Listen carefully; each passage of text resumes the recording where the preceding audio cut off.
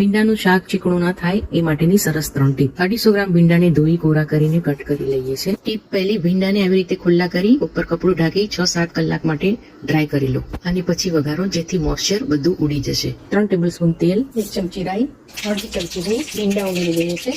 Tip 2, ભીંડા ઉમેર્યા પછી તમારે કોઈ પણ જાતના મસાલા કરવા નથી અને 2-3 મિનિટ આવી રીતે ખુલ્લા પકવવાના છે. વચ્ચે હલાવ કરવાનું છે.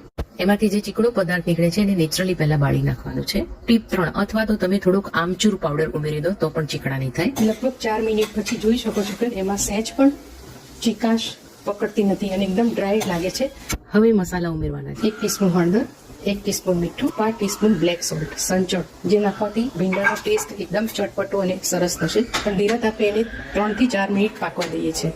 ચડી ગયું છે. છેલ્લે મરચું નાખવાનું છે. 1 ટીસ્પૂન કાશ્મીરી મરચું ને 1 ટીસ્પૂન ધાણા જીરું પાવડર. ગેસ બંધ કરી દઈએ છે. જોઈ શકો છો કે સહેજ પણ ચીકાશ પકડશે નહીં. કોઈ પણ